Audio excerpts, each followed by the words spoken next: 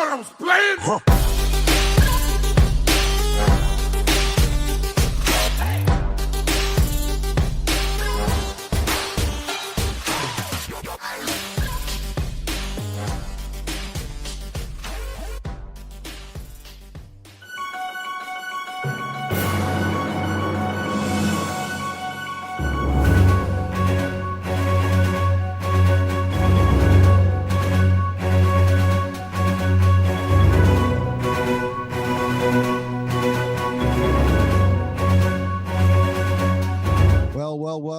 Hello and welcome back to the iHealth channel, iHealth Radio, Hurricane Age here. A new show, a new topic, always related to health, a new guest. And today's guest is someone that's going to take us through some lifestyle enhancements and also talking about it. He's a health coach with a very diversified background and also an author of a book, and we'll talk about that today. He'll share with us something about 4 pillars of really living the life, or the good life, and we'll talk about them more. So again, I always start with no names, and people will like look at, can you tell us about this name? Well, of course I will. So Mathew Albracht, and he is actually with us today to share these values, and also he has some personal experience that got him into all this excitement in the last few years and what drove him to write this book. So Mathew, how are you? Hello. Welcome to the show. Thanks. Glad to be here. Pleasure. Glad that you've accepted our invite and that you're here. Yeah. It's exciting to have the conversation. Listen, well, we've had a nice little pre-show discussion. That was fun. But now we are on the air, and let's do this. So Mathew, first things first, as the tradition goes, can you tell us a little bit about your background? I know it's pretty diversified and it's pretty complex, and it's got a lot of good stuff. So juice us up. Give us the good stuff. Yeah. Well, I grew up in Texas, and I now live in California, in Northern California, Oakland. And left Texas when I was in my early 20s, I think 2021, and just kind of wanted to explore the world, explore what life was about, learn about, what had meaning, and just kind of broaden my horizon. So I studied psychology, and I studied humanities and leadership in graduate school, and just started to immerse myself into the world of what it means to live a good life in all kinds of ways. Got excited about kind of politics and cultural change, and started doing a lot of activism, and spent years working in an organization called the Peace Alliance, helped found it with Marianne Williamson, who's a best-selling author and does a lot of other great work, including she ran for president. So did that for years, looking at a really holistic way of looking at how do we find peace in our lives, sort of from the Gandhian or Martin Luther King perspective of really being the peace we want to see in the world. And so part of that was always, how do we live peace in our own lives and create it in our own self? And so it was always looking at those questions, and culturally, obviously, with my activism work.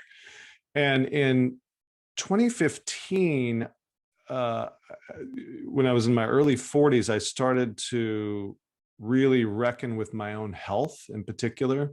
I can share a little bit with you about kind of my health journey and how I was struggling and transformed it if you want. But I started to make the connection between all this work I had done about creating peace, and in particular, nutrition and how like feeding my body well and getting it tuned in, and doing some other stuff around health. But nutrition was a big one in that moment that I hadn't put together with peace, kind of, and I started to quickly realize when I made these changes, like how important just feeding my whole, being was to creating peace in myself. And it sent off a lot of triggers of like, wow, what's going on with the world that we are, 70% of the culture is either overweight or obese. 40% are obese. These are United States statistics. 60% of people have one chronic disease. 40% have 2 or more. And those numbers are rapidly climbing. There's all these sort of culture-wide statistics that are not looking good. And we all pay for it individually, obviously, but we pay for it collectively as well with our healthcare system and the tremendous costs that has, and just not living good lives. So I started to really get like, oh, wow, like when I don't feel good, my brain doesn't feel good and my mood doesn't feel good. And then I started to learn too, just how much nutrition impacts our psyche and our sense of emotional well-being, which I didn't really, and I guess I, at some level realized it, but I didn't get the depth of it. That was one of the big changes that happened when I started to dive into nutrition. Wow. So that's a kind of that's an overview. Well, that's pretty comprehensive. Okay. A lot of stuff that we can extract from it. So Yeah. first thing is, well, you're right. I mean, I do have a very specific question about maybe define the health coaching concept in general.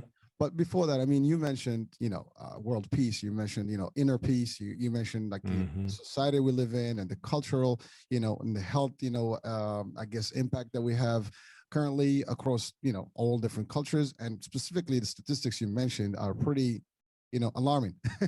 Yeah. And most of us, we go about our days and, we don't put all the pieces together. Now, Right. if you add the stuff that we're exposed to on day-to-day basis in terms of news, media, the world, the pandemic, your personal struggles at home, at work, and so on and so forth, that affects both psyche, mental, physical, all the above. And also, you tie that into maybe habits of bad nutrition. Right. Get a recipe of disaster, right?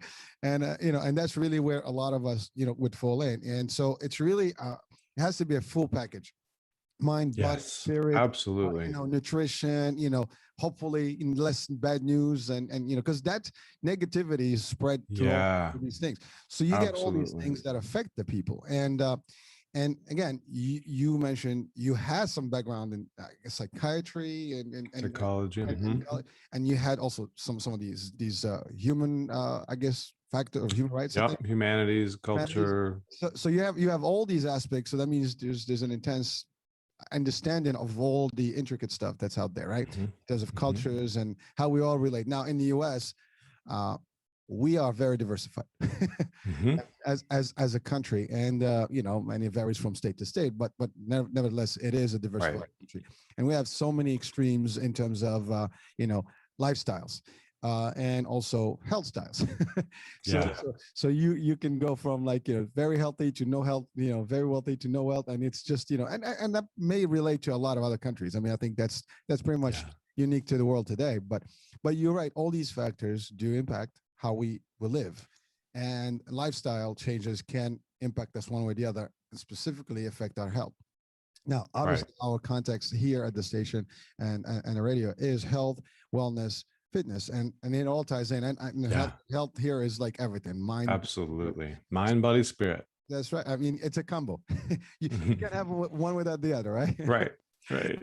So Matthew, in your experience, first of all, if you don't mind, can you just tell us, and just bring to the audience a little bit more about what does a health coach do, and what does that mean? Sure. I mean, it sounds simple, but I'm sure there's more to it than just what it sounds, So at least how does someone in this particular field, impact the rest?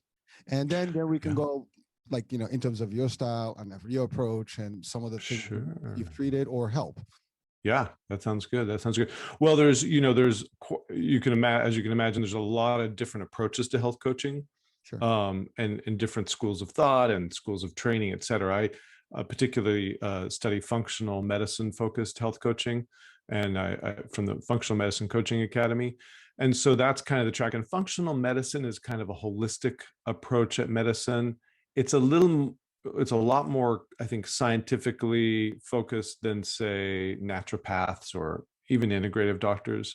You have a lot of MDs who are really focused on how do we look at root cause of what's going on. So it's not just treating symptoms, right? They're treating what's underneath the symptoms that's causing the symptoms in the first place, and let's tackle that, which is a little different than Western medicine. Western medicine's a little more symptom focused, right? Trying to abate symptoms with medications, et cetera. So the coaching kind of has that in the background, right? How do we help people really cultivate deep health?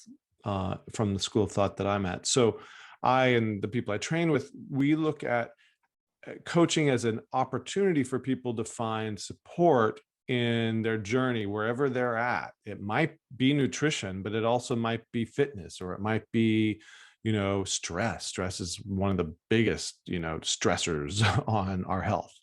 Or a whole host of things that, that people might tackle. So what we do is, and what I do is I talk to people, we'll do an intake, learn about what it is that their challenges are, what their strengths are, get a nice overview of where people are at, and we start to set goals together.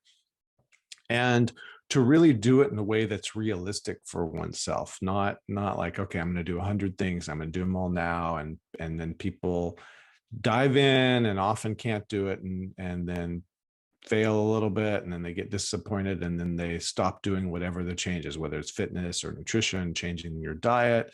Too many people, when you do it on your own, it's hard to figure out, what do I do? Where do I look to start? And then setting goals that are realistic, so important. And it's great to have a partner. So that's kind of what a health coach is. It's like a partner in helping you design a system. And again, in whatever area you're looking at, I love nutrition, so I almost always work on that as a big component. But just to look at, what do we need to do to make a better life, and then setting goals together. I can certainly provide lots of information and resources and education, and some accountability. But it's not about what I think people should do. It's about where they're at and what they want to do. So any good coach is going to really be focused with you on what it is that you're wanting to change in your life. And sometimes people aren't quite sure. They know they don't feel good, or there's specific issues they want to tackle. And we can look through those and together kind of come up with some ideas about what to do and how to step into it in a way that feels realistic and empowered for oneself. So Matt, that's pretty powerful stuff. But now the question is, how is it, do you find that there are a lot of people seeking the help? One, no, yes and no, kind of more no, in the sense that I don't think people really know the support's out there. Unfortunately, we, in our Western kind of healthcare model, again, it's more symptom abatement. And so whether it's the healthcare industry, et cetera, they don't put a lot of support yet, although this is changing, which is cool, into helping people to learn how to live healthier lifestyles. And so a lot of folks can't afford it. They can't afford a health coach. They're stretching as it is. And then I don't think a lot of people even know that there's that kind of support out there. I know people have heard of dietitians, sure, and that's a very specific kind of look at food, but it's less around like that really holistic support of how do you move forward, not just get information and get education, which is of course a critical piece of it. Like, what's healthy food? I really kind of don't even know. That's a piece of it. But then it's also like having a partner and really moving towards it. So I think a lot of people would love that. I don't think they know how to access it. Mm-hmm. A lot of, from people I've talked to and what I've looked at it, I don't think a lot of people know it's accessible. And sometimes it's not really affordable because it's mostly out of pocket. But, I think of it as a really powerful investment, because when you feel better, you operate better and you function better and you can produce more if you need to. And I think it's a really good way to invest something into your life that will pay off for the rest of your life. And not to mention, like, healthcare costs are skyrocketing as we age, and many of us are getting sicker and sicker, as I said earlier. And so the more we can invest in like cultivating health, the less we have to spend on all that as time goes by. So I think it is a worthy investment. Does that answer your question? Oh, it did definitely. And also it brought, a little bit more information to the concept, because for one, we've had psychoanalysts, psychotherapists, dietitians, but you're like in between those two buffers, mm-hmm, across weaving together. Exactly. So it's something that people need to know that and be aware that it exists and what it does. And so, because there are people that may want to not go to a psychiatrist, and maybe not, I can do my own nutrition, but sometimes they just don't know what to do. And maybe this, right. We Totally. get a personal trainer for fitness, we can get a dietitian to help us on our, food habits. And maybe now we can get someone that can help us across the spectrum here. Right. Yeah, absolutely. Then the question is, so you said the cost is not attainable. And so, Well, for some people, I mean, I was using it as one example for why for some people it's not as accessible because, it's mostly out of pocket expenses. Some businesses now, some big corporations will give funding to people who do health programs and things like that. And there are some healthcare, some insurance companies who are starting to invest more and allow people to get some preventative care. And some kind of more of the alternative ones have health coaching as an option on there. Yeah, well, the reason I'm asking is that I want to, if anybody's listening, there anybody can get through it. It's just that you have to find a way to get, the funding to it and stuff. But I mean, it can be available. Obviously, some folks may have it more readily than others. But Right. at the end of the day, depending on your income levels and stuff like that, there might be other resources that can, and believe it or not, sometimes where you have some government programs that may be also covered, I think, through some of the programs that they have. It's true. Yeah. So it's not really like not acceptable, accessible. It is accessible. You just have, to find a way. And And just I'll say this because we're on the point of people who that finances might be an issue. Like there are a lot of like the training programs that I was in. And there's hundreds of coaches that are constantly being trained. Student coaches.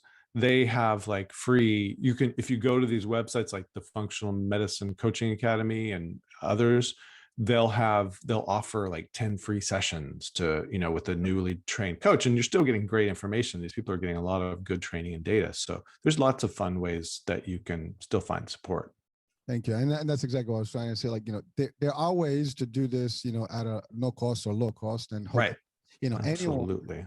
And to your degree, whatever you want to be, I mean, you can invest in it, or you can at least, find some ways that are less costly.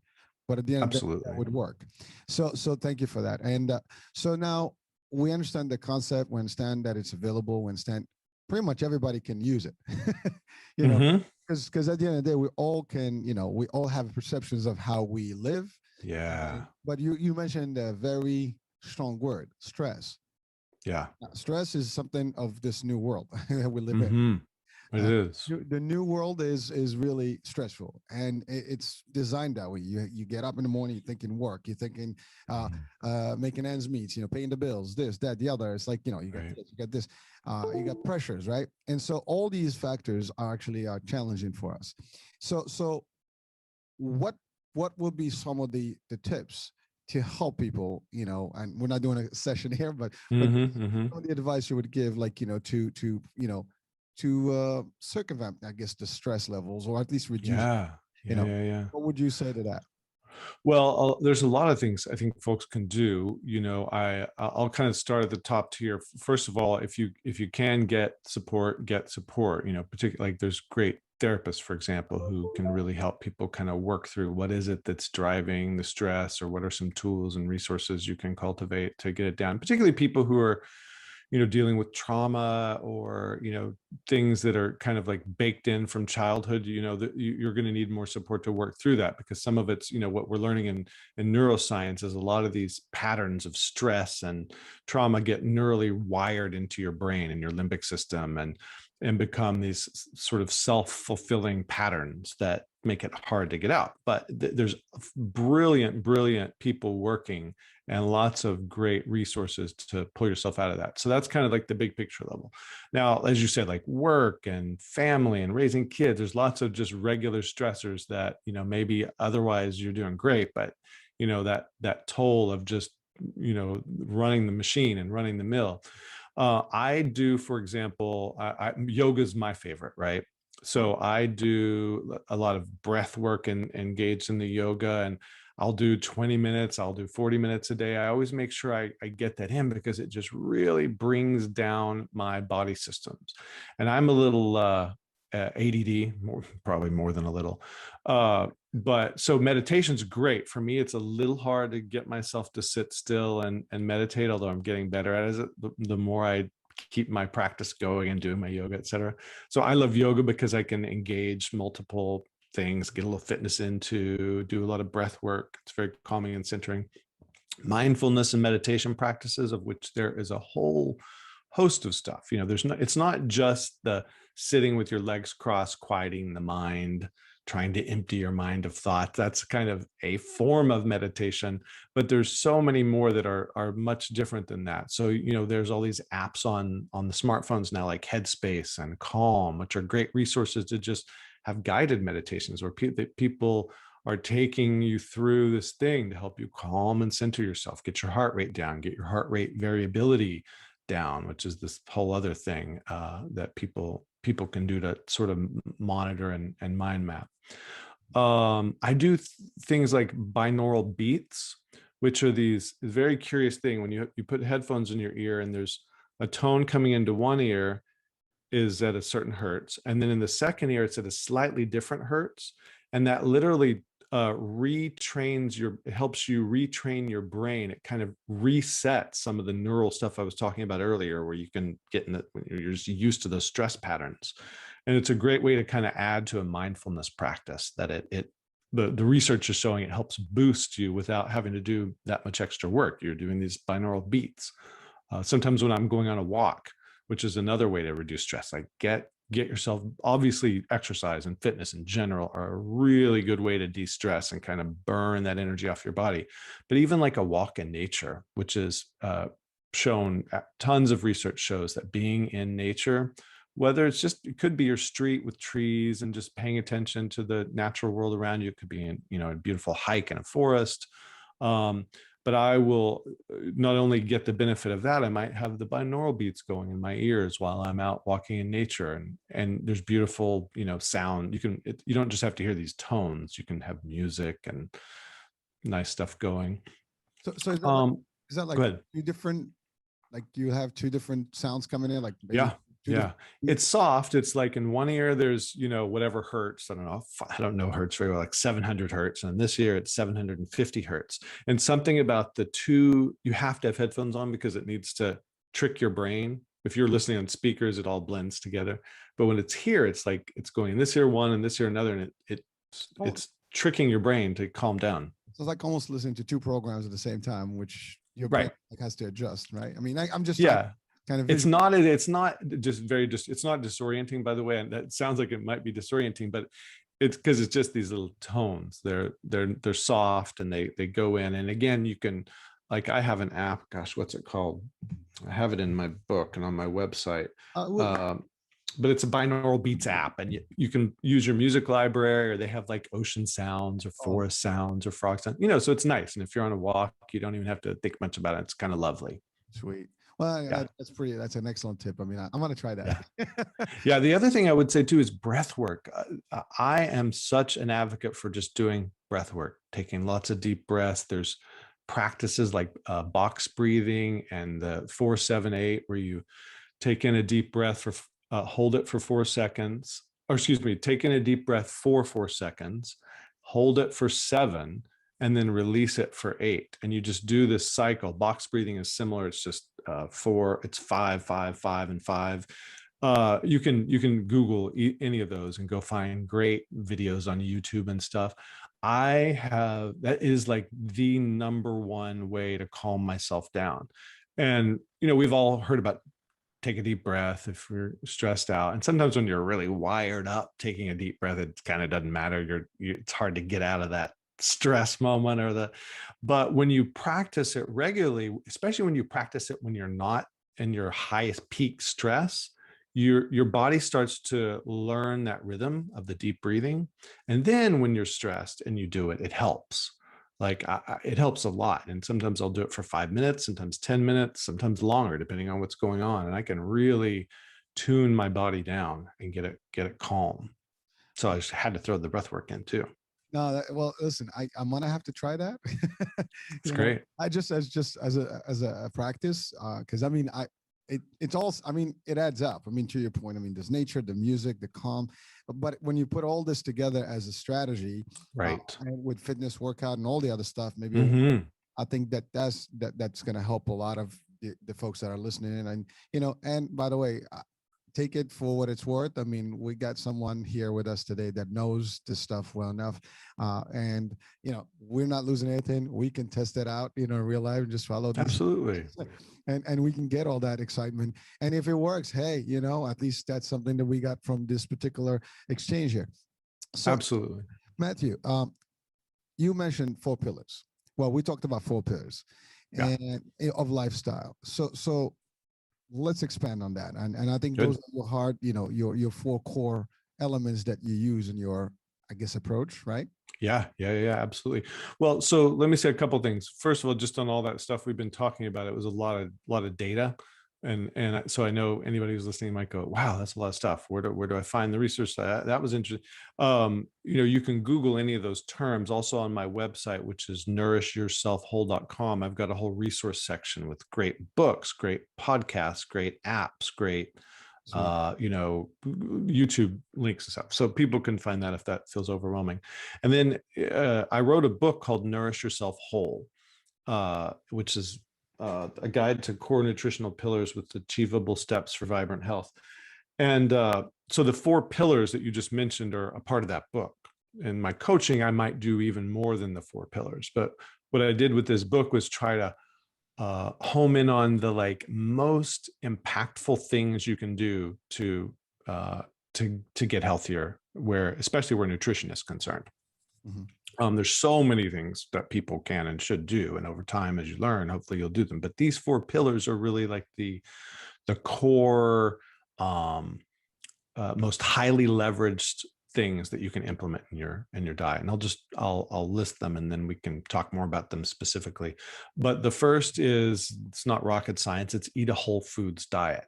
So the closer to the really source of the food, the healthier. The cultures that live the longest and are the healthiest eat more whole foods and less processed, hyper palatable foods that are addictive and troubling for our body. We didn't evolve eating that kind of stuff. So that's the first one. That's a really important one.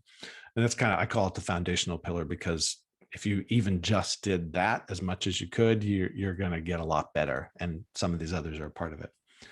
Go ahead.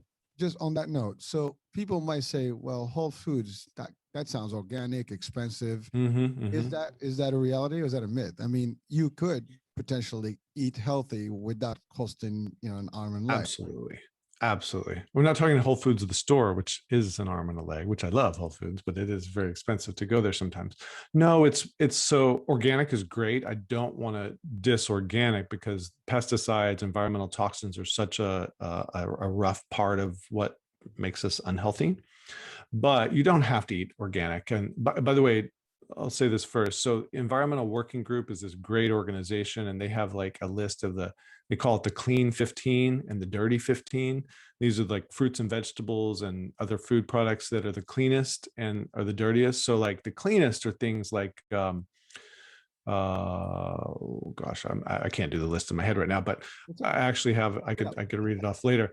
But these are the foods that you wouldn't have to get organic, because they hardly have any pesticides. And then the dirtiest, unfortunately, things like strawberries and cucumbers are things that they have they find really highly amounts of pesticides. So there are some things that you can get away without organic, and some things that look for it when you can. So Whole Foods, it's by the way, Whole Foods are the perimeter of your grocery store, right? So the middle is where you're going to find most of your processed foods, things that are packaged, that can sit on the shelf for months and months and stay good, and sit in your cabinets and stay good, that have all kinds of chemicals in them to keep them, preservatives and things. You might read the label and you're going to see all these things you probably can't pronounce. When I recorded the audiobook, I had listed a lot of these chemicals, and I didn't think about this. And as I'm reading the audiobook, I'm trying to read these words, and I couldn't get them out of my mouth. I was I don't know if I pronounce this right. But that's the kind of stuff you want to dodge. And really, a lot of that's expensive, because when you're buying these packaged products, you're paying for all those marketing fees that they do, that you see all the commercials for the cereals or the corn chips or the whatevers. But when you go on the perimeter of the store, and you've got all your vegetables and your fruits, and you've got dairy, you've got, meats if you're not vegan, even some baked goods, although we'll talk about some problem with baked goods in a sec. Those are the things that you can find a variety of prices on. And it does take a little more work to prepare your own food, rather than, getting these prepackaged things. But you know, I don't know how much, we probably can't get into it today, but I certainly have a lot of stuff in my book about how people can maximize time, and health coaches will always help you work on that. You know, there are cool things like people make sheet pan meals. So on a Sunday, they might cut up several days worth or even a week's worth of their food, like cut their vegetables, you know, spend 2 hours prepping stuff for the week. And then you put it in, and I like to use the Pyrex glass containers and just stack them up in your fridge. And then you literally, when you get home, you can dump that pre-prepped thing onto a sheet pan, stick it in the oven, and everything cooks at the same amount of time. You save time, you're getting something really healthy and delicious. You can do that for lunch. You can make these mason jar salads. You get a big mason jar, and you, again, on a Sunday, you can layer these salads with like protein and nuts and seeds and, you know, vegetables, lettuces, leftover, whatever. And then all you do is you pour in a dressing, a healthy dressing, and shake it up, and you have it at lunch at work. I mean, so there's all kinds of stuff that fresh vegetables aren't that expensive. I mean, it depends on who you are. Of course, I'm talking from a more privileged place if I have some money, but most people can afford at least to get fresh vegetables and fruits and things, and it's just about making the time to prepare it. So just one more thing, anything that has more than 5 ingredients on the label, generally speaking, is not a whole food. And so that's kind of what we're talking about. There are, if you do have an okay amount of financial resources, there are some really cool companies. Like if you go to Whole Foods, the grocery store, or any other health food store, who are making these kind of alternatives to traditional processed foods. Like, you know, I like my occasional cookies and chips and things like that. But for example, my favorite chip when I occasionally, you know, want a corn chip is called Siete. It's a company, and they make cassava, which is the yucca root. They use this cassava flour, which is very low glycemic. For people who don't know what that means it doesn't spike your blood sugar, which is the cause of a lot of health problems. That's one of my pillars, which I'll talk about in a sec. But they make it out of cassava, which doesn't spike your blood sugar, and then they fry it in avocado oil, which is a much more stable oil to fry something in. Nothing's great fried, but it's much better than these industrial seed oils that are oxidized easily and cause free radicals in your body and cause cancer and heart disease. So you can find these cool alternative things, or cookies made out of almond flour. Chocolate chip cookies I make all the time when company comes over, and nobody, if I didn't tell them it was almond flour, they would think it was a regular yummy chocolate chip cookie. Like, so there's fun tricks, like too, so when I say Whole Foods, I don't want people to go, oh, well, I'm going to eat like vegetables and fruit. And, you know, there's plenty of ways to find cheats that are much healthier, you know. Well, or you can make your own as well. I mean, you can. Absolutely. Yeah, no, I make some. They have mixes, or I buy them, you know, those frozen cookie logs that you see in the grocery stores, traditional, and you just cut them and then stick them in and bake them. They have those with almond flour now, you know, and less sugar. Nice. Or maple syrup or coconut sugar, things that are a little bit better than standard refined table sugar. So Matthew, thank you for all those nice tips. I wanted to comment on something. We notice, I mean, today's society, you talking about Whole Foods, and traditionally people that live on the farmland or even in the villages and things like that, over the years and centuries, they tend to eat natural chicken, right, natural everything, right?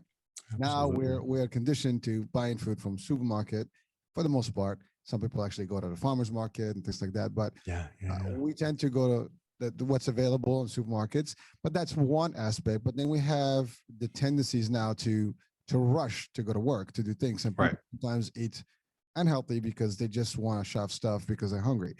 And, you know, or they turn to microwavable stuff. That's exactly.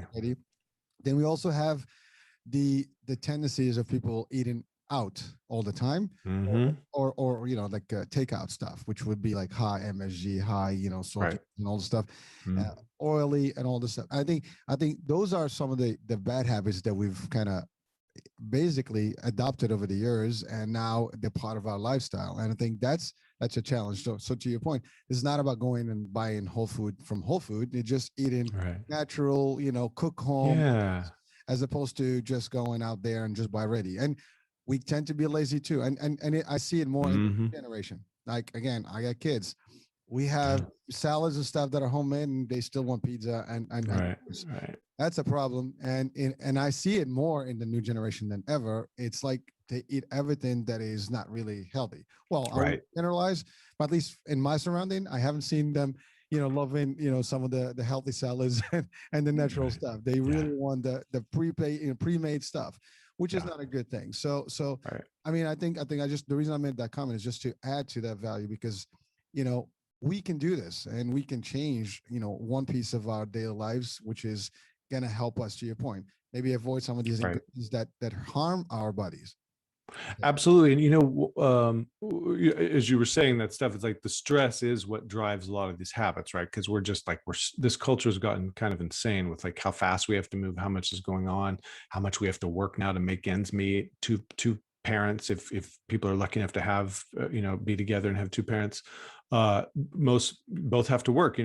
As we were evolving, we had a whole community working together to make sure we got food and we ate, and preparation, even in, maybe not quite our lifetimes, but like certainly our parents' lifetimes, there was often just a one income household, and whoever stayed home, often, a woman could prep food and somebody else would go out and work. And that's shifted, and in many ways that's a good thing, but we got to bring it back to the center of how do we take these practices that are going to make ourselves and our kids healthier together. And a lot of the research is showing is when kids actually cook with you, like when you weave them into the process of prep, they get excited to eat what they're making, right? Because like, and start them young. I mean, little kids can help you prep stuff. That's a good way to get them motivated to eat the whole foods and eat better stuff when they're engaged in that process. And, they're going to have a pizza and you have the resources to do it, get an almond flour pizza crust and, put fresh, make a pizza together, you know what I mean? But just a healthier pizza with fresh whole ingredients rather than, whatever your favorite pizza store is that may or may not have a lot of junk on it. Well, you're right. I mean, at home, we do. My wife does make some mean pizza. Oh, good. Naturally made, but by the kids, for example, would not have it. They would rather get the regular delivery pizza, and with the marinara sauce and and whatever cheese they have. Otherwise, on our case, we can make it fresh, and it's fresh tomatoes, and it's. But you're right. It's getting people to see that value and taste it. And I've grown, into when I was a kid. That's what my mom used to make. It's fresh. Yeah. We didn't order pizza. We just made pizza. And of course we're not Italian, so it's not going to be Italian style. but it's still pizza. It's still the crust. It's still the juice. And you can put some nice ingredients on it. And but you're right. It's just a matter of how you do this. And you mentioned something about lifestyle and like the workplace today. Crazy. Two people working. It's hard. But you also gave the idea of prepping everything in advance. You could actually do this stuff, in intervals. I do it, my wife does it, vice versa. One day in, one day out. I cook, she cooks, whatever. But at the end, that's if it's a family of two. But if it's you're single, you can still do that. You take your prep and you do. So there are ways to do this. Just discipline, I think. Discipline and learning how to do it. Yeah, it's discipline and really the will. And understand that it's for you. It's not for anything else. Yes, you can eat junk. You can eat whatever you want. And also, I think in the long run, it saves you money because when you buy stuff, it's expensive. When you cook, you probably can save some money. It costs you to buy the ingredients, but I think it's cheaper than if you actually get a meal, or two meals out from the street. Absolutely. We were talking earlier about, this like early on in the conversation about stress and how do we calm the stress down. I think of cooking as a mindfulness practice. So, I'll put on some nice music, whatever I'm in the mood for. I might even catch up on an episode of The Voice, which is my guilty, pleasure. And I just make the prep sometimes I'm in a hurry, whatever, but I try to make the prep kind of a sacred experience where I'm just like really bringing my attention and awareness to what I'm doing. I might be chopping some oregano or cutting up some vegetables or sauteing something or whatever. So I find it a way to allow myself to de-stress. Now, I don't have kids, I know but I'm just saying that there's a way to look at even cooking, that it's not just about saving money, which you said, it is all the things you said, and it can be a calming experience too. It is. I've tried it. I actually, believe it or not, I mean, although I'm not uh, acceptable in the kitchen these days, Right. Right. I have to keep the boundaries out. I can't get into the kitchen. Yeah. But when I do have a chance to be there, I enjoy it, and I still make some mean stuff, but Good. That's but I great. try. But you're right. When you're there, you enjoy it. Again, it's all about enjoying things. You do that, you throw the music, Yeah, fun, absolutely. and and it's good. Yeah, Uh, and a couple of other things, I talk about all this in the book, but there's things like these meal prep delivery services now where they'll do like all the chopping of everything for you and meal planning for you and with you. So if you have the financial resources, do it, but you can have, and they deliver it once or twice a week. And then, so you've got a lot of, like, they have step-by-step instructions. Things are chopped up for you. All the ingredients come in the box, and then you can make the food. So it's a time saver. And then there's things like the pressure cookers, and Instant Pot is a brand that I love. And it makes cooking quick and easy. You can put everything in this pressure cooker.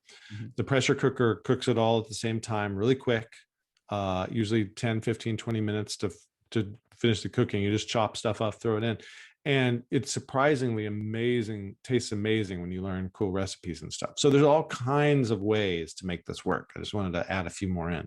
No, I appreciate it. And again, I think to the listeners, I mean, you got a lot of tips today on eating healthy, and it's just it's just a bonus of the episode here. So I think it's all good. I'm learning a few things, and I probably will seek some of these sites and places. And so, hey, listen, take advantage of whatever we hear here. Yeah. So that brings us, that was the first pillar, or at least a component. So what other things that actually highlight in the book? Well, so the pillar 2 that I have in the book is reduce sugar and refined carbs.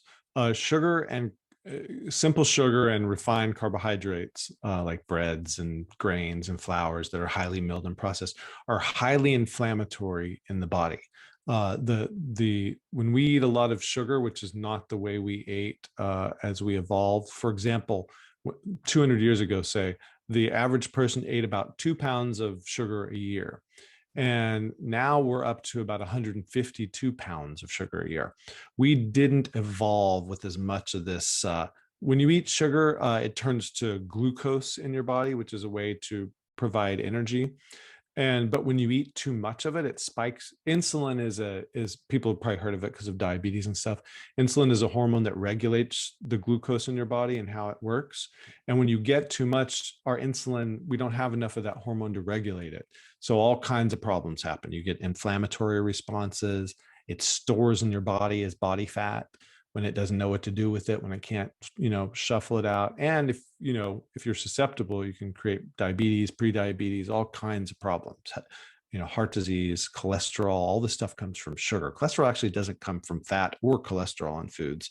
It does a little bit from bad fats, not healthy fats though, but it comes from too much sugar. So I talk a lot about why we need to reduce these highly refined sugars in our diet to keep the inflammation down. So that's a big one and an important one. And there's all kinds of, alternatives and cool things. I'm about, like, I know myself, and I know other people well enough to know that when we have our cravings for particular things, sugar is very addictive in particular. And so we're gonna cave at times. And so I have lots of fun alternatives on my website and in the book about, like, favorite cheats that aren't as bad, that don't spike your blood sugar as much, or their alternatives and that kind of stuff. So that's a big pillar, an important one. And I'm not talking about complex carbohydrates, which are in like vegetables and whole grains and even whole fruit. Those are things that can be good for us and are important. Like, we need some glucose in our body to survive and thrive and do what we need to do, but it's important to keep that down. And then pillar 3 is to eat good fats and ditch bad fats. And my generation grew up hearing a major fallacy, which was that fat is evil and we should avoid it at all costs. And that's so untrue. And the research bears it out now. Even the USDA just upgraded the food pyramid to call for more servings of fat a day. But we're not talking about, so industrial seed vegetable oils, which is like canola, sunflower, safflower, corn, soy, there's a list of them that we thought were kind of healthy. Like in the 60s, 70s, and 80s, we were told like, Wesson and margarine and all these things were a much better alternative than whole food-based fats. And what we now learn is they're actually highly inflammatory again. They oxidize easily. They create free radicals in our body, which are the root cause of things like cancer, one of the main root causes of things like cancer. And so what we're talking, again, it's back to this whole foods thing, is fats like good fats like, say, olives or olive oil or avocado oil, nuts and seeds, even things like if you eat meat, like pasture raised grass-fed animal fat can be good, which is a lot higher. And people might have heard of omega-3 fats, which we hear a lot about because fish can be a healthy part of a good healthy fat. There are a lot of important and healthy fats that we need to be eating, and they also energize our body. Fat, all of our cells are surrounded, for example, by saturated fat, even though people are scared of that. The neural synapses in our brain, that every function in our brain, all of that synapse goes through fat. So we need fat to live well, but these horrible industrial seed vegetable oils that are very inflammatory mess up all the body processes. So we want to clean that up, get those out, and bring in good, healthy, high quality, whole food based fats. And again, the cultures like the Mediterranean diet we hear a lot about, which is a lot of olives and olive oil and things like that. They have some of the longest lifespans and the lowest health troubles in the world. So that's pillar 3. And then pillar 4 is kind of another no-brainer. It's indulge in a rainbow of vegetables and some fruit too. Fruit and vegetables are just loaded with nutrients from things we know about, like vitamins and minerals, but they are also loaded with phytonutrients and antioxidants that are so critical to our health, and some carbohydrates too for energy. They're not just vitamins and minerals. You get energy from fruits and vegetables too, and you want to get the bulk of your plate. You want to see those veggies in particular. Fruit to a lesser degree because there is sugar, and so again, depending on who you are and what you do. Like if you're like you and you're probably you do a lot of fitness stuff and you're working out, you can handle probably quite a bit more sugar than somebody who's not, or who has maybe a genetic predisposition to diabetes and that kind of stuff. But anyway, fruit's still great. It's full of fiber, and the fiber helps slow down the sugar breakdown. But you want your plate to look like that. These phytonutrients and antioxidants are the cure for what I was mentioning in these free radicals that can be formed by the bad fats and to some extent sugars. They literally grab free radicals in our body and shuffle them out. So they're the immediate antidote to some of the things that cause most of modern diseases. We actually didn't evolve with a lot of heart disease and cancer until the last few hundred years, as we started to get into these more agrarian, industrial, agricultural systems, where we started shifting more towards like breads and refined carbs that are problematic to our health. But a great way to really just kind of boost your overall health is just add a few extra servings of vegetables in, or a little fruit. Eat as much as you can do. And the different colors of fruit all have different phytonutrients, and they do different things for your body and your health. So that's why I say a rainbow, because it's great to just mix up all those colors and make a good health. So those are the 4 pillars. Some of them are a little obvious, but I do talk a lot more about kind of the why and how these things impact your body directly. And as I always love to say, and I think you said this at the beginning or maybe in the pre-talk, it's about stepping into this. It's not like you have to be perfect and, oh, if I don't do everything 100%, it's not going to work. Every step you take towards increasing these things is going to help. So if you're eating, say, 10 servings of refined carbs a day, let's say you have your cereal for breakfast or your bagel, you've got a big sandwich for lunch with a big piece of bread on it, you can have some corn chips with it, maybe in the afternoon have some more corn chips as a snack, and then you have dinner and you got a big roll and some pasta, and then you got your dessert too, your sweet cakes or whatever it is with the sugar. Let's say you're at that point and you are addicted. Sugar is a dopamine. It signals your dopamine receptors in your brain, which makes us addicted. But if you're at 10 a day, make a goal of going down to 8 a day for a few weeks. And just keep seeing if you can chip away at that, if that's your big thing, or if you're, the fat's an easier one because you don't have to not have any kind of fat. You just need to get the good in and take the bad out. And the processed foods, unfortunately, have a lot of the industrial seed oils.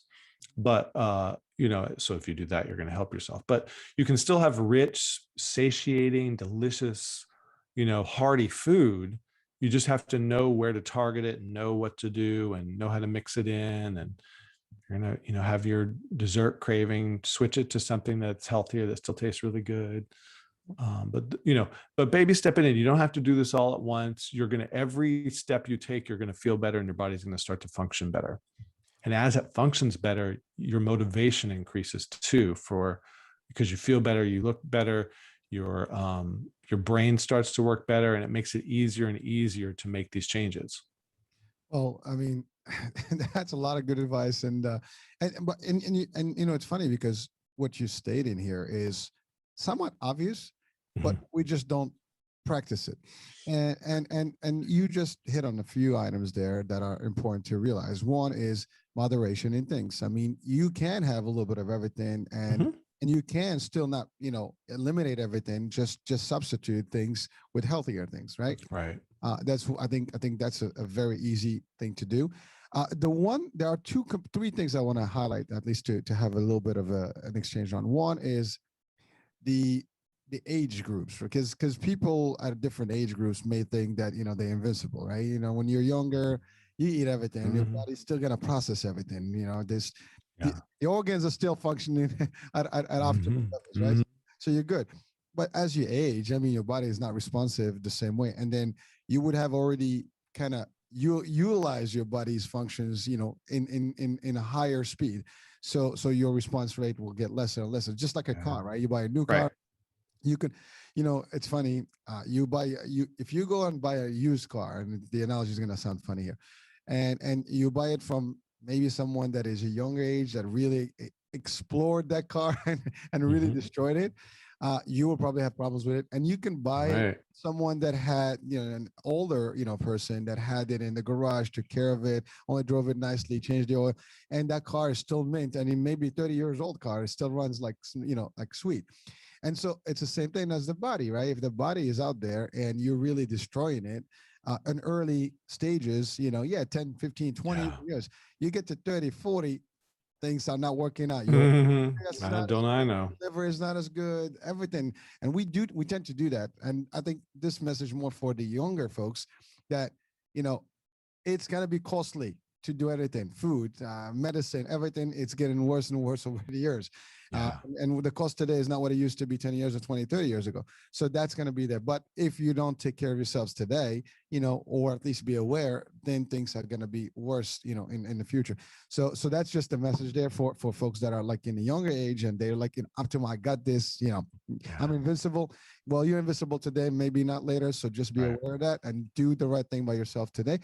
Don't deprive yourself from what you want and what you like, but just understand what the dynamics are. Absolutely. And I think the other piece that I wanted to talk about is cultures.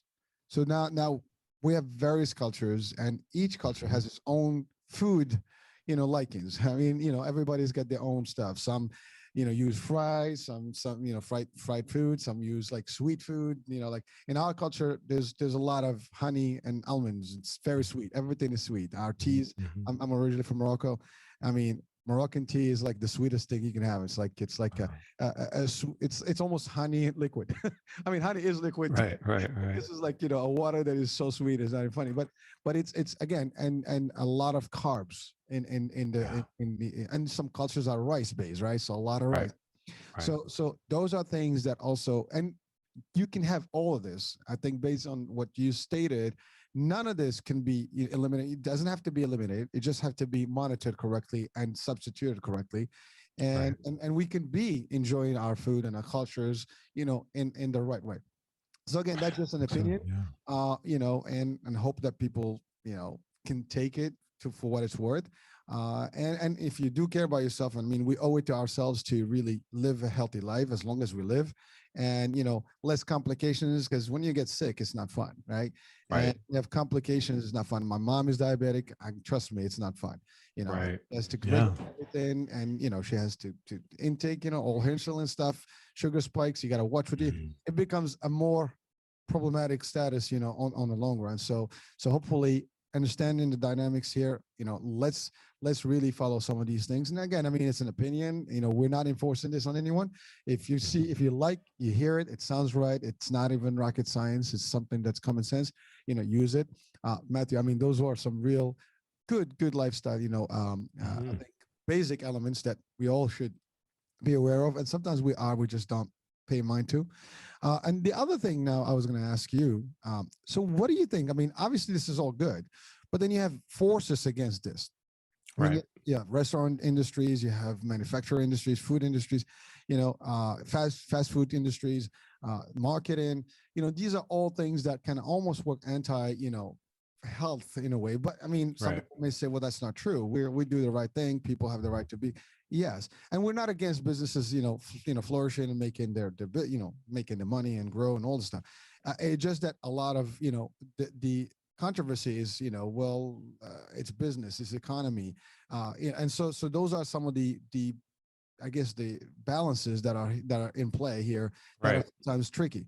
How do we Yeah. maintain an economy? How do we maintain industries and yet keep healthy? Because a lot of these industries thrive based on these foods, but now if they're not good, then we're gonna have a problem. So Right. Yeah, well, there's so many layers to that comment and question. It's tricky.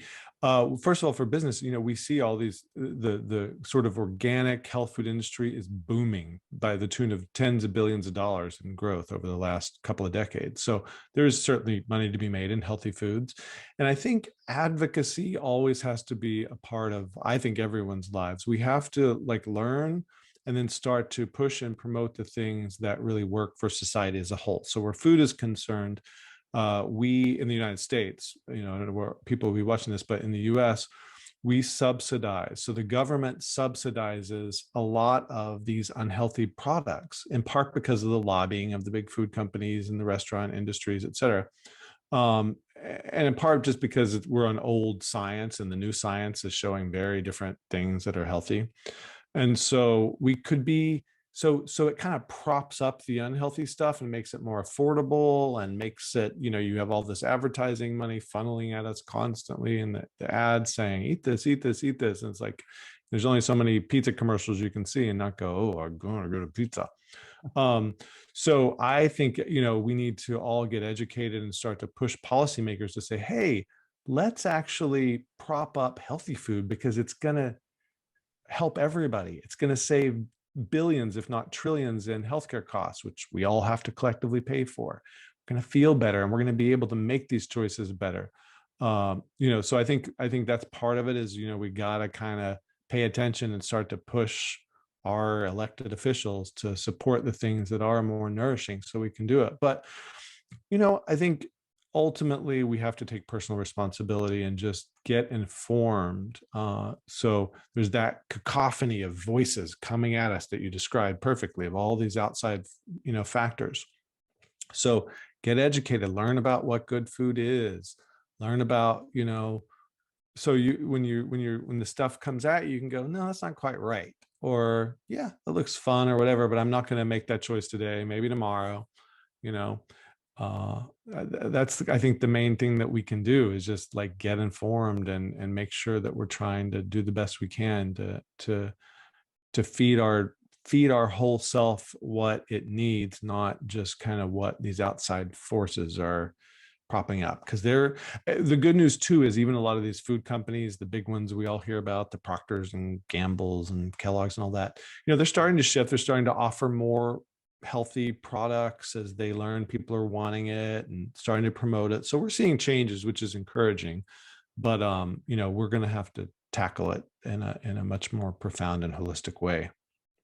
well, listen, I mean, we're about the end of the show here, and I think we've had a lot of real intense and really good insights here on behaviors, lifestyles, and eating healthy and even living healthy in a way, because Yeah. just feeding some of these concepts that you just shared with us today would be an awesome thing, and they will have impact on each and everyone that's listening, or at least applying some of them, if not all. And so the book is available, right? Yep. And It's out. It's mostly on Amazon. There's an audiobook, an ebook, and a paperback. Nourish Yourself Whole. And my website too. I'm not just trying to sell the book. So on my website, nourishyourselfwhole.com, I have a free ebook, which has all the pillars, and it's not as in depth as the book, but if somebody just didn't want to buy the book, wanted to get started, you can get the free ebook, and there's an MP3 you can listen to. It's just like an hour long, and get some of the basics. I've got lots of free resources, and like my favorite healthy-ish cheats, like all the fun stuff that, when I want to be bad, I'm going to get something that's a little better than the really bad stuff. So I have all my favorite stuff listed and links to find it on Amazon and other places. Also, I'm on social media. If people, I'm on Instagram, Facebook, Twitter. It's all at Mathew Albracht. Good luck spelling Albracht. But you can Google it and find it. Yeah. So lots of resources that are available for folks. Thank you. And all those will be actually on the description of the show. So Great. Watch this whether on YouTube or the channel, or on the iHealth channel, iRadio, everywhere. The podcast, you will have the actual description, the link to the site, and the name of the book.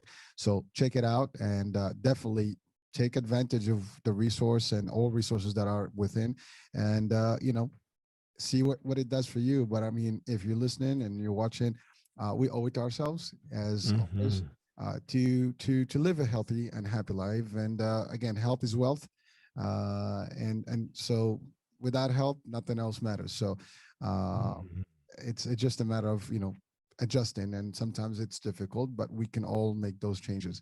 And so any last words, comments, Mathew, just to the audience before we end the show today? Well, just you're worth feeling better, and just whatever you do, take something on. Like I went from a lot of health challenges and made changes and feel like so much better. It's like, it's such a nice way to live, and invest in yourself, And then the only other thing I would say is just thank you, Hurricane, for a great conversation, and your intellect, and your just putting these beautiful ideas out into the world. It's a great gift to humanity. So thank you. Well, thank you for the time. Thank you for the advice, and really for your expertise here, because that is exactly what we need, just to hear more of this, and so with that, we're coming to the end of the show, folks. Thank you for watching the iHealth channel and listening on iHealth Radio. Hurricane H here with Mathew Albracht, and it was a great show. Thank you. We'll talk at the next one. Ciao. Have a great day. Bye-bye.